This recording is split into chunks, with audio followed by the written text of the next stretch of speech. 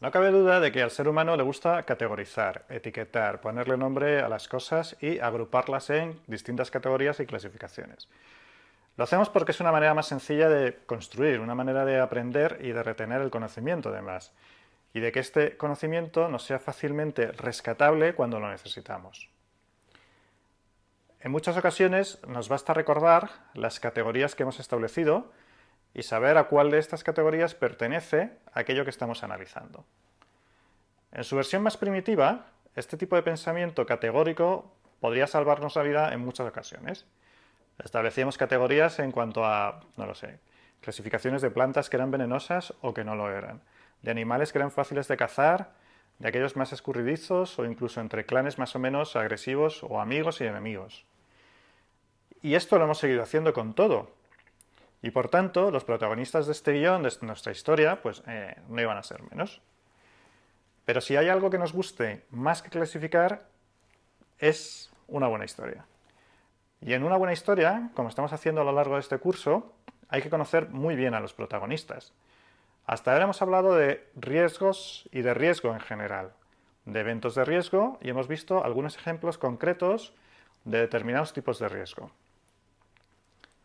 Vamos a ir un paso más allá, vamos a utilizar las categorías más habituales en las cuales se agrupan los riesgos empresariales cuando se habla de gestión de riesgos, para que te vayas familiarizando con las distintas formas que puede tomar el protagonista de nuestra historia.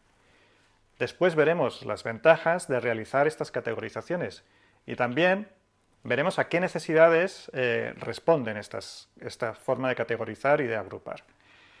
Empezamos por la categoría de riesgos que probablemente sea más famosa y sobre la que más literatura se haya podido escribir, sobre la que hay más cursos, certificaciones, etc. Los riesgos de tipo financiero. Dentro de esta categoría incluiríamos todos aquellos riesgos que tienen un impacto directo en la cuenta de pérdidas y ganancias de nuestra compañía. A ver, no quiero decir que el resto de los riesgos no lo tengan, sino que en el caso de los riesgos financieros normalmente es un impacto más directo, más fácil de identificar y asignar directamente a una cuenta de la estructura contable de nuestra compañía. Dentro de los riesgos financieros podemos establecer distintas subcategorías o clasificaciones, como por ejemplo, y hay distintas formas de hacerlo, ¿vale? Pero te voy a dar la más elemental. Riesgo de mercado. Este es un tipo de riesgo más complejo y que se refiere en su versión más estricta a las posibilidades de sufrir pérdidas financieras en las posiciones de inversión de una cartera por cambios en el valor de esta.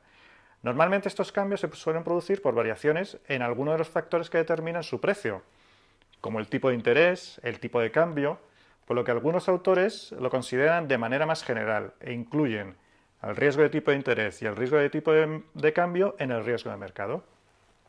Yo prefiero que lo aprendas de ambas maneras, ya que las pérdidas o fluctuaciones negativas en los valores, que realmente son las que definen el riesgo de mercado, pueden deberse a otro tipo de factores, como por ejemplo el entorno político, el entorno regulatorio o la competencia, ¿vale? Riesgo de tipo de interés es el que se produce cuando se operan con instrumentos financieros sometidos a fluctuaciones en sus precios o tipo de interés. Este es un riesgo que también se puede dar en tu vida personal, evidentemente. En cuanto solicitas un préstamo o tengas una financiación hipotecaria cuyo tipo de interés está sometido a un índice de referencia. Índice que fluctúa en función de determinados factores. ¿Vale? Esto es más fácil, así te será más fácil entenderlo.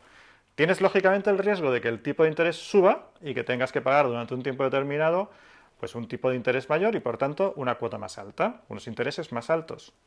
Imagina ahora que en vez de una hipoteca tienes un montón de instrumentos financieros que utilizas para la gestión de tu empresa. Y entenderás por qué es tan importante una correcta gestión del riesgo de tipo de interés. Riesgo de tipo de cambio. Es el que se genera cuando la compañía opera en divisas, distintas monedas o divisas en un entorno internacional. Las variaciones en el precio de cada una de las mismas y en la relación de equivalencia entre ambas divisas determina la existencia de un riesgo que puede llegar a ser significativo. Y que además debes tener en cuenta sobre todo en proyectos de expansión internacional a mercados que operan en monedas distintas de la tuya. Para tu tranquilidad, te diré que existen multitud o una serie elevada de variedad de elementos e instrumentos de cobertura para este tipo de riesgo. Por lo que, a pesar de que lo debes considerar, lo debes conocer, realizando una gestión activa de dichos instrumentos de cobertura, este no debería ser uno de los más difíciles de gestionar. Dentro de los riesgos financieros seguimos con el riesgo de liquidez. Este riesgo hace referencia a la imposibilidad de realizar determinadas operaciones financieras por falta de liquidez para cerrar las posiciones establecidas. Básicamente se refiere a que tu planificación financiera no ha sido adecuada para contar con la liquidez necesaria para hacer frente a las obligaciones financieras, lo que generará pérdidas en la cartera de inversión. Como hemos visto, este primer grupo, esta primera clasificación, tiene un impacto muy directo en la cuenta de pérdidas y ganancias. Veremos algo más en detalle en la parte tercera de este curso, aunque no es la intención que seas un experto financiero, sino que tengas los elementos necesarios para entender que tu empresa puede estar expuesta a esta tipología de riesgos también, que puedas tener también cierta capacidad de juicio y de análisis para entender si se están tomando los mecanismos de control suficiente y acertados para gestionar estos riesgos.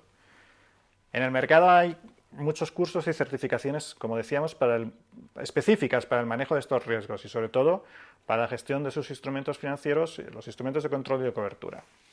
La segunda categoría es la del riesgo de crédito. Esta categoría hace referencia a la imposibilidad de hacer frente a las obligaciones contractuales por parte de los deudores a los que la empresa ha concedido financiación.